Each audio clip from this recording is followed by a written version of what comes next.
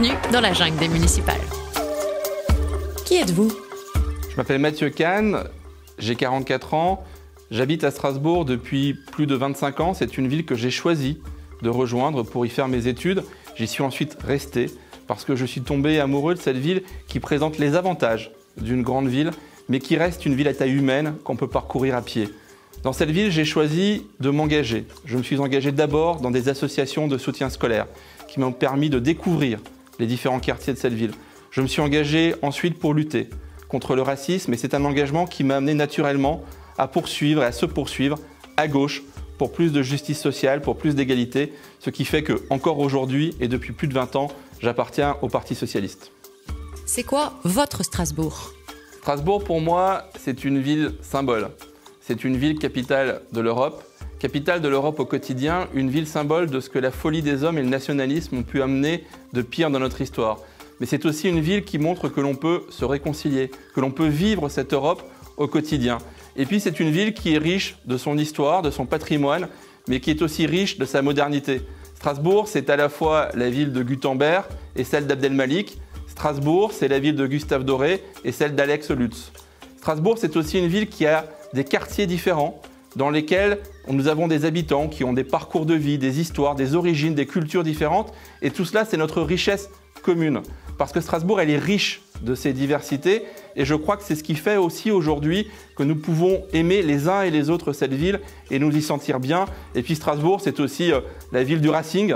C'est finalement aussi cet endroit où ces diversités, ces différences se transcendent pour se retrouver autour d'une passion commune.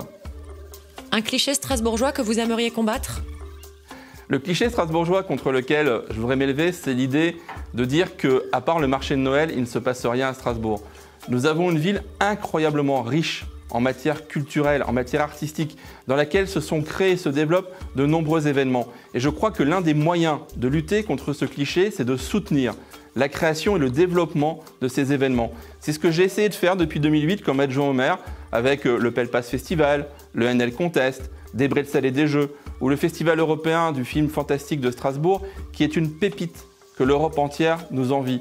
Et donc, lutter contre ce cliché, c'est permettre à toutes ces jeunes associations, à tous ces jeunes de prendre pleinement leur place dans la vie culturelle de notre ville, de développer des événements, et c'est aussi d'en créer, comme le Festival des Arts de la Rue de Strasbourg Eurométropole, que j'ai créé et qui, durant les mois d'août, attire plusieurs dizaines de milliers de personnes à Strasbourg autour de l'idée très simple de se retrouver sur l'espace public pour partager ensemble un moment d'émotion.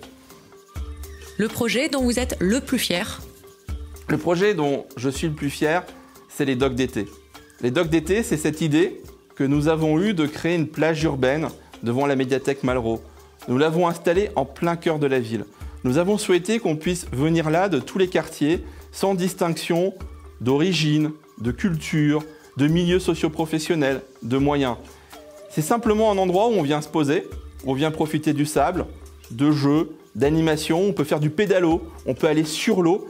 Et puis c'est surtout pour beaucoup d'enfants, pour beaucoup de gamins des quartiers, leurs seules vacances. Et chaque été, quand on me remet le livre d'or et quand je vois les mots tout simples de ces enfants qui disent simplement les bons moments qu'ils ont passés, eh bien je me dis qu'on a fait quelque chose d'utile et qu'on a aussi fait quelque chose de juste. Le projet qui vous aura appris l'échec? Le projet qui m'a appris l'échec, c'est probablement la charte de la vie nocturne. C'est un projet que nous avons monté en 2008 avec cette idée de dire qu'il fallait sortir d'un affrontement entre autorités, riverains, personnes qui voulaient faire la fête, exploitants de bars. C'est un projet qui a fonctionné pendant 6 ans. Pendant le premier mandat, nous avons réussi à créer les conditions d'un dialogue, réussi à faire en sorte qu'on parte du principe qu'on pouvait faire cohabiter les différents usages de la ville. Et puis malheureusement, cette charte de la nuit aujourd'hui, elle a quasiment disparu, elle fonctionne très mal, probablement parce que j'ai sous-estimé à la fois les difficultés administratives, politiques, les changements d'orientation aussi, et peut-être parce que je n'ai pas suffisamment été convaincant dans la nécessité de la faire vivre dans le temps. Et pourtant, je reste convaincu que c'est un beau projet et que c'est un projet intéressant parce que vivre ensemble, c'est aussi pouvoir concilier les différents usages d'une ville comme Strasbourg. Et je crois que si les riverains ont probablement le droit aussi de vivre dans un environnement apaisé, eh bien il faut dans une ville comme la nôtre qu'on puisse continuer à sortir et faire la fête. Quel Strasbourg pour 2026? Strasbourg en 2026, c'est celui où dans n'importe quel quartier de la ville, on peut choisir pour se déplacer, de prendre le bus, le tram, le vélo, de marcher, pour aller à la rencontre d'autres quartiers, pour aller à la découverte de la ville, en partageant notre espace public qui est l'espace commun que nous partageons. C'est aussi en respectant les autres usagers que l'on peut se déplacer et que l'on peut aller d'un quartier à l'autre. Par exemple, pour découvrir sur le Mall Citadelle, le nouveau centre des cultures urbaines que nous venons d'inaugurer et dans lequel on trouve un skatepark couvert, des studios d'enregistrement, des salles de spectacle qui sont ouverts aux différents talents, jeunes ou moins jeunes de notre ville, pour créer, inventer, se produire.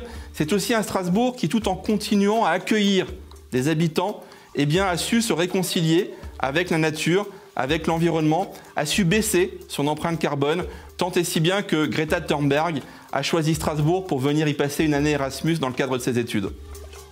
Un message pour les Strasbourgeois. Le dernier mot, c'est celui que disent régulièrement les nombreux jeunes qui sont engagés à mes côtés dans cette campagne. Yes, we can.